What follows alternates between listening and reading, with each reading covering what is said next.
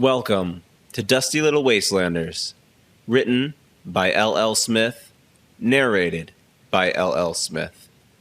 Chapter 2, The Case of the Tortoise and the Hare. We rushed south the second the sun peeked its bright light onto the horizon. Shadows spanned our sleeping alley, but we were packed and moving. My back ached and neck kinked from the awkward sleep, but I'm sure everyone felt some sort of way. We plowed through the alley and back into the desolate roads outside of town. Kyle was a fit of shivers while we jogged to the southern half of Moontown. I had no intentions of staying down there any longer than we had to, but seeing Kyle in such a fuss made my guts churn. I pressed with little TM on my back this time. He wasn't real fond of Donald. In fact, he downright avoided him, so I took him. Kyle needed a break from lugging that little man around, and we needed him at the front line to navigate us through this outskirts. But for a little dude, TM sure did weigh on my already sore back. We'd been on the move for a couple hours tops, and I had to put him down. Nobody was chasing us, so the rush sense had faded. I came to a stop and offloaded the little dude. He looked at me a second before dismounting, but eventually got the point. "I can carry him for a while," Kyle offered. "The boy needs to walk. It'll do him some good," Donald instructed. Donald is right, I confirmed. There isn't any reason for us to be barreling through here anymore. No one's chasing us. "Okay, but we still need to focus on laying low and getting out of here. This is only day 1 of 3, Kyle reminded us. I nodded, and we pressed on. To say the journey was long didn't do it justice. We traipsed out the heart of Moontown and into the outskirts of town. It was mostly an abandoned sprinkling of ragged shanties. The actual owners of these shanties had no identity, and their shanties had been overrun by beggar conventions. There's no shopping or recreational buildings in this part of town, just desert and a few crappy homes. Whispers filled my ears with each step. The outcasts spoke heavy on the subject of these strangers wandering their way.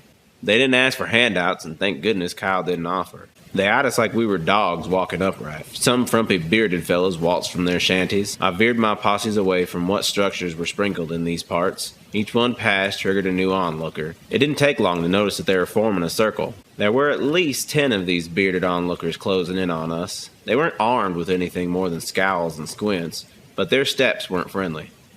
"That boy," one of the bearded outcasts spoke with a rustic finger pointed at TM. "Yeah," I answered. "What of him?"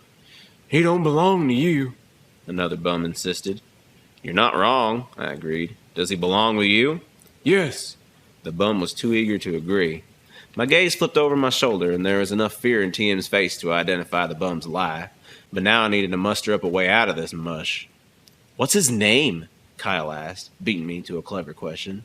"That's Betty's boy." A man approached with open arms. TM snuck behind Kyle's leg. His fear remained fresh. "Why is he so scared of you?" Kyle asked. I wish he wouldn't rile up these fools. "He's always been timid." The bum worked his expression around Kyle. "You still haven't given me his name," Kyle asked. "I already said he's Bessie's child," the man retorted. "I don't remember his name so distinctively." "Earlier you said he was Betty's child," Kyle announced. "Now you claim he's Bessie's child? Which is it, Betty or Bessie?" "Don't you know the high officer has ordered all children to be registered with the capital upon birth?" The man aimed to alter the subject. The man's anger was evident, and I hadn't worked a way through this surrounding yet, neither. Kyle's fixation on helping TM had blinded him to the shit it backed us into. We remained surrounded by increasingly gnarly-looking hoodlums. These homeless vagabonds had been without for so long, I didn't want to be the one to prohibit them from anything else they wanted. I didn't believe TM was their kin, neither. I did believe that he was on their menu that night. My main concern remained getting Kyle and me out of there, but I would have liked to save TM if possible. I steered our team to the left. The widest gap available was in that direction. It wasn't wide enough to pass through, but I aimed to widen it. I reached into my pocket to retrieve my daddy's carver. Most of the bum's eyes were still fixed on Kyle and TM. Donald glanced at me, noticing me take action. I gave Donald a nod and broke into a sprint. Donald joined my sprint, and Kyle caught on and scooped up TM. I yanked the carver from my pocket and wielded it mostly to spread fear.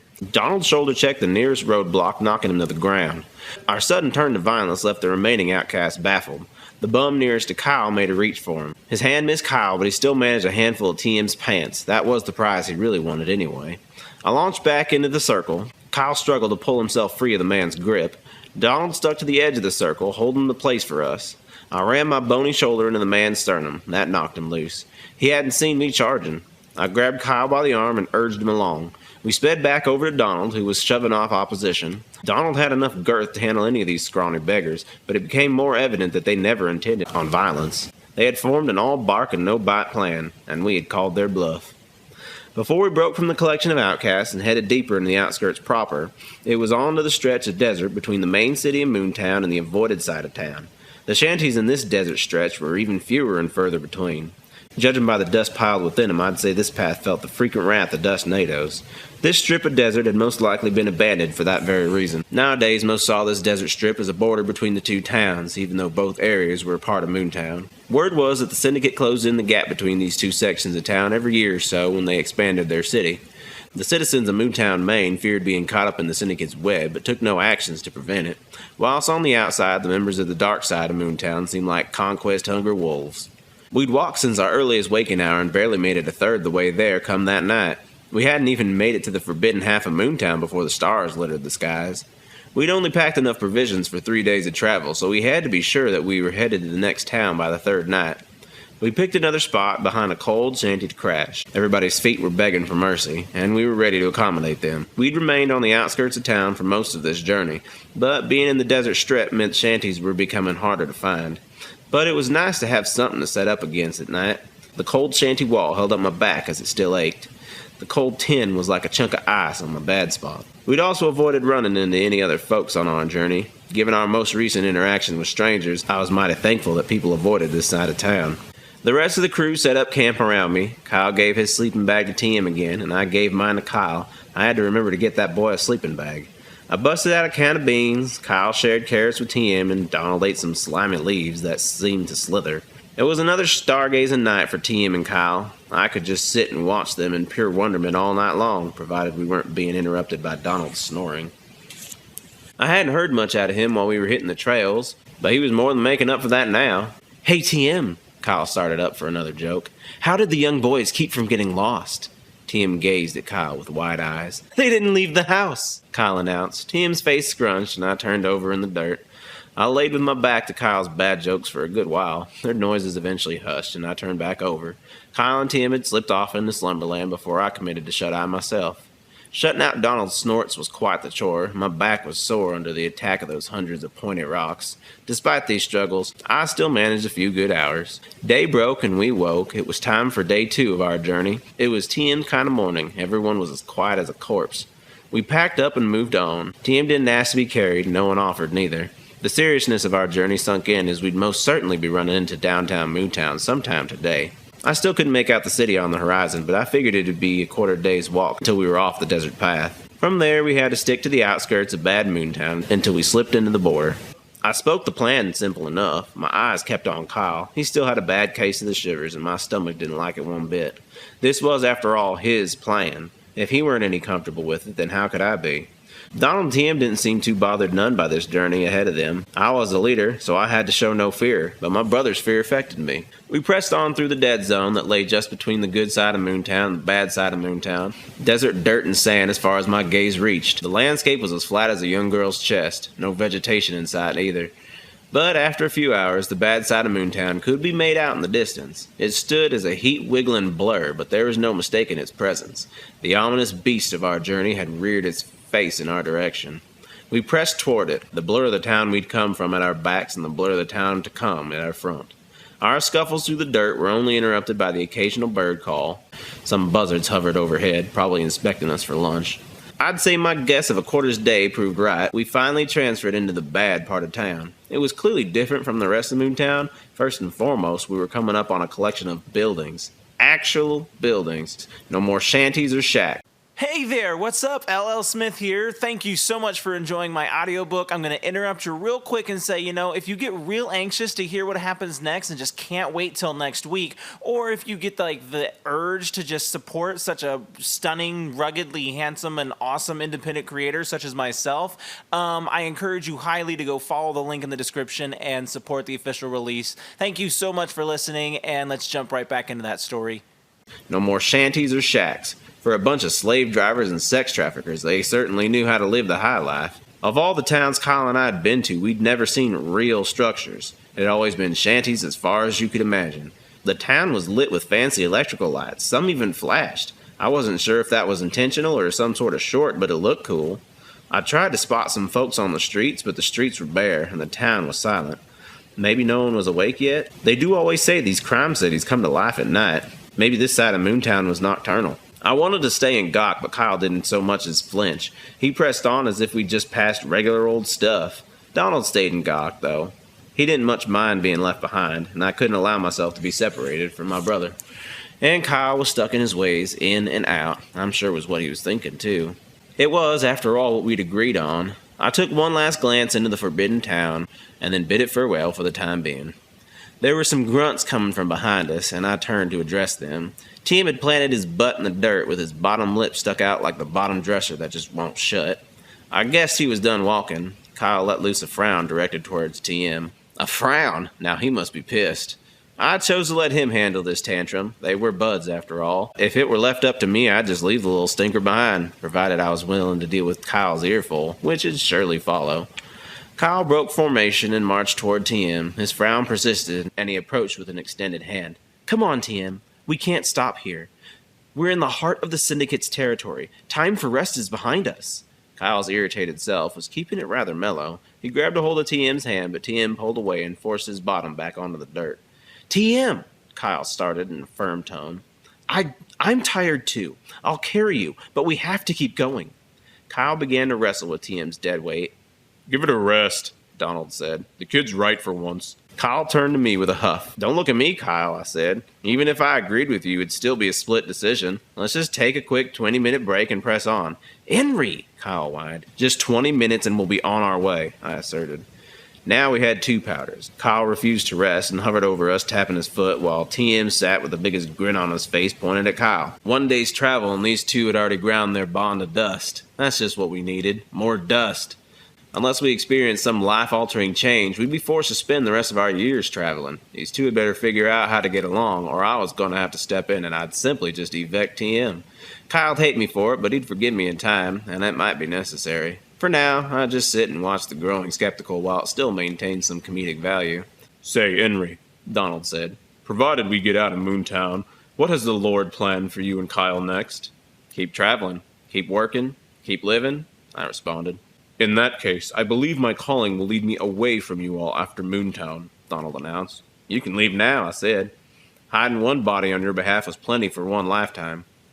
The Lord Hikafu sends me songs through dreams. You will be in dire need of me through these trials, Donald said. You heard Kyle's plan. We stick to the outskirts and we'll be good, I said. Yes, but I have heard the Lord's plan, Donald said with a finger pointed over my shoulder. I looked over my shoulder and spotted an approaching desert queen. Her brown hair messied in the wind. Her leather boots made a command with each step, and her face was stern. She carried a brown satchel that bounced off her hip. I didn't need to talk to her to tell that she was both the beauty and the beast. I looked back at Donald, who'd fixed his gaze just below her clavicle. Her white blouse was loose enough to distract any simple-minded man.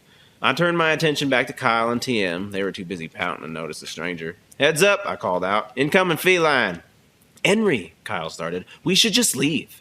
No sense in that now, I said. She's spotted us. If she's trouble, we'll have to take her out before she can alert anyone else to our presence. Take her out? Kyle shivered. Hey, the woman called out. You desert punks! What do you want? I asked. Y'all just passing through? She asked. Yep, Kyle answered. We're just leaving. Perfect, she answered. Could you do me a little favor while you pass through? No, I answered. Enry, she just needs a little help is all, Kyle asked. Yeah, listen to your friend, Enry, she said. Y'all need to shut up, I declared. Thanks to you, this woman now knows my name, I scolded. What happened to your previous attitude, in and out? This venture had you reduced to shivers, and now you're entertaining a conversation with this woman? She needs help, Enry, Kyle said. You can't trust every stray we meet, Kyle, I slipped up. We're in the heart of the Syndicate. We can't trust anyone we meet here, period. It takes good people to bring out the good in others, Kyle claimed. I want to be those people. This world needs those people, Enry. This is neither the time nor the place for this lecture. But there isn't good in everybody, Kyle, I started in. Some people are just downright rotten. That's not what I believe, Kyle claimed. Just look at Donald. He's a creepy perv, but he still saved me in the mine shaft. Donald is just one man in a world of billions, Kyle, I snapped back. He doesn't prove anything. Plus, Donald added, a man whose faith is as deep as mine cannot be described as a creepy perv, Donald resented. Look, boys, the woman interrupted. All I need you to do is take this rabbit. She reached into her satchel and retrieved a lively fluff ball. She held it by its ears and thrust it at Tortoise. No, I said. Look, just take the rabbit and release it once you get out of town. She continued to let the rabbit dangle in her careless clutches. No, I said, this time turning to take my leave. Is this kid actually your child? The woman hollered to us, inquiring about TM, I'd imagine. With all the recent abductions, all citizens of Moontown are mandated reporters. She was making a case for blackmail. Report it to who? I asked. The nearest civilization's in the heart of the Syndicate's territory. Even if you felt safe enough going there to report us, we'd be long gone in the opposite direction by the time you got there. My confidence foiled her plan. I kept my back to the Desert Queen and committed my way to leave. TM ran to my side and Donald followed close behind. I kept walking and didn't turn my focus anywhere but forward. I knew it hurt Kyle's feelings, but now wasn't the time to address his feelings. I needed to stay stern and keep us moving. I walked with haste, looking to distance ourselves from that woman. I pressed onward into the endless desert, headed in the same direction as before, hoping it was south. But I didn't have the guts to turn around and ask Kyle to confirm. Kyle sulked behind me, at least I hoped he did. All the while, the Desert Queen turned and stepped back the way she came. Just another theory of mine. I turned to Donald, who confirmed Kyle's presence with a head nod. As for the girl, I assumed the steps that grew quieter belonged to her. I kept our posse moving well into the nighttime hours. The desert turned cool in the moonlight. The shitty side of Moontown lit up like a birthday cake around dusk. I could hear cheers all the way from where we were. My hunch had proven right. It was a nocturnal town. I didn't let the lights and hollers distract me from my cause. I glanced back to TM and Donald, who watched the light show with mouths that could catch flies. I kept my eyes off Kyle. Still wasn't time. The sounds emitting from within the town seemed joyous. I expected to hear an endless barrage of fire and pistols and death calls. Instead, I heard partying call-outs and the rumble of movement. I was convinced I'd created ample distance between that Desert Queen and us, and enough time before my squabble with Kyle. It was time we spoke again. We'd pick out a spot on the outskirts of town, smack dab in the middle of the desert, like there was a whole bunch of real estate to choose from anyway. I staged us behind some large rocks for cover. Hopefully any riffraff passing wouldn't be looking too hard while we slept. We set up camp for the night, and all these distractions were costing us valuable time. We'd have to speed up tomorrow to make up time, but even then, I was still feeling this would be a 4-day journey. Creeping around the outer roads to reach the border had proven more frustrating than my mind was prepared for. Day 2 and we'd all had some sort of falling out. I was wanting to dump our extra baggage, and Donald had confessed to me that he wanted to part ways. Our little posse, just like all the shitty shanties thrown together in these towns, wasn't built to last. Part of me wanted to flip off this plan and run straight through town. Couldn't be that bad down there. Sounded like a real party, actually. I walked up to Kyle and TM. They were getting along again. They were taking part in their nightly stargazing as if nothing had happened. I was spotted pretty much immediately. I suspect they were waiting for me to come by. After all, Kyle needed a sleeping bag. When would I remember to get that kid a sleeping bag? As I tossed my bag to Kyle and sat myself beside him, his hazel eyes were already locked onto mine. It was like staring into the eyes of my mother, and I began to wonder who'd be getting the scolding here. Kyle, I started, we can't adopt the entire wasteland. You started this mission dead set and get it in and out. But the second we run into some desert stray, you start in about helping them. I'm sorry, Enry, Kyle said. Is it so wrong to want to help people? When it puts us in danger, yes, I said. But what about Donald? And TM? Kyle asked. We owed Donald, and I might have a soft spot for TM, I admitted. That's not what I'm asking, Kyle clarified. You said it's not okay to help people when it puts us in danger. But what if it puts TM or Donald in danger? I know us only refers to you and me in your mind, Enry. What is all this, Kyle? I asked. We're family. Of course I'm going to prioritize our needs over everything. Of course, I know, Kyle sulked. What I said wasn't fair or nice. I'm sorry. But this life we lead, Enry, traveling from town to town, working, living, and then traveling some more, it's all so dang pointless. Our lives have no meaning, and this world is haunted with negativity. Why can't we try and be a source of positive change in this world? That's all the purpose I ask for. You know, we sound just like Mom and Dad, I started off with a scoff. Yeah, and your dad's little doppelganger, Kyle teased. Look who's talking, I announced. You've got Mom down to a science. We shared a laugh and made up for the night. Kyle and I never frequented a fight, even when we were young and immature. We were always inseparable and met eye to eye. But those odd occasions when the disagreement did escalate to a full-on argument, we always knew how to address it. Our arguments always ended in a laugh. We knew once we got the other to hoot, the tensions would all but vaporize. We really were the spitting image of our folks, Kyle taking Mom's role and me taking Daddy's. They didn't argue often neither, and most of the time it was the same age-old argument that Kyle and I had fallen victim to. I reckon witnessing them argue and make up is where we'd learn the trick ourselves. I laid my head beside Kyle's and joined him and TM for a nightly stargazing. The lights from the inner city illuminated the sky in unnatural colors. Of all the nights to stargaze, I had chosen the finest. The lights and luxury of the city before us seemed too lavish to be soiled by misconduct. The laughter and cheers coming from within its limits seemed too genuine to be fouled.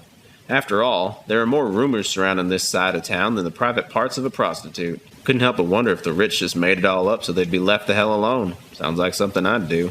"What did the big city mouse say to the little city mouse?" Kyle asked. "What?" I bit. "I live in the big cheese!" Kyle giggled. TM joined Kyle for a giggle, and I shook my head and turned over in disgust. "All right, come out of there," an unfamiliar voice called out. I patted the air with my hand, motioning for my posse to lay low while I stood to address the situation. Once I could see over the rock, I locked eyes with the boulder of a man standing on the other side of it. He stood with his back to the city lights, and their glare made it hard for me to spot his details. He was a frumpy graybeard with dusty overalls and gloves. Despite his signs of age, his forearms looked ready to crush a boulder. His expression didn't give off cause for worry, but his bossy tones sure did. "Can I help you, sir?" I asked. "Are we squatting on your property?" "No," the man answered. "I've come for my rabbit." The man extended his hand toward me. "We haven't got your rabbit, sir," I answered. "I don't mean you any harm, boy," the man announced, "but I will need my rabbit back." "I assure you, sir," I said, "we don't have your rabbit, but I suspect I know who does." "Yeah, I already know the story," the man interrupted. "I nabbed Lola in the desert, and she told me she handed Benjamin over to some desert punks a few miles up the road. Here I am, traveling a few miles up the road, and fancy what I run into, some desert punks. Now either Lola or you, boy, are jerking me around, and I tend to get violent when I'm jerked." "The rabbit ran away," Kyle piped in. I turned him a quick scowl. "That really was the wrong answer, boy." The man grew closer, knuckles popping and jaw snarling. "Either pay up in cash or pain," the man threatened. "We'll pay," I interjected. "How much?" $138, the man announced. I shivered as I reached into my wallet, packed full of $14. I pulled it from my pocket and counted it with confidence, trying to figure another way out of this plan. "Say, Kyle," I turned back to my brother, "how much money you got?" $14, same as you, Enry," Kyle said. "Donald," I called out, "what have you got?" 28 cents, Donald groaned. "I donated the other 14 to Moontown's House of Worship. Their reverend was riveting." "Come on, kids," the man started. $28.28 won't even cover the cost to replace Benjamin. I'm losing my patience." "Benjamin?" Kyle asked, his innocence acting as a shield against this man's festering rage. "What's so special about that rabbit, sir?" "Benjamin is a drug mule. There is moondust in the pouch of his collar. He was to be delivered to a rather prestigious client of mine." The man dropped his shoulders when faced with Kyle's demeanor. "So moondust is some sort of drug?" Kyle asked. "Only the most sought-after drug amongst the hoity-toity folks up in the capital," the man said. "I've always dreamed of going to the capital," Kyle gloated. "Have you been there, sir?" "No," the man scoffed. "Fat chance I'll ever get there." The man paused a moment to rub his chin. "Say, I can tell you are good kids who may have just been mixed up in some shit here, so maybe y'all could come back to town with me and work off your debt." We looked amongst each other. This man wasn't too hateful, but he was determined to get what he was owed.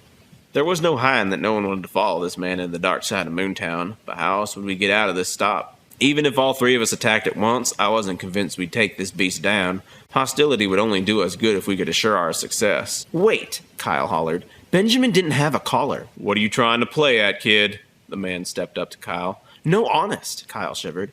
"I have a photographic memory. That rabbit did not have a collar." "Lola is a moondust junkie," the man said as he went back to rubbing his chin. "Say, kid, turn around," the man ordered, and Kyle obliged. I kept my hawk eyes locked on the man. I didn't like any of the thoughts I had for what he might be planning. "How many lights are on the tower, third from the town's entrance gate?" the man asked.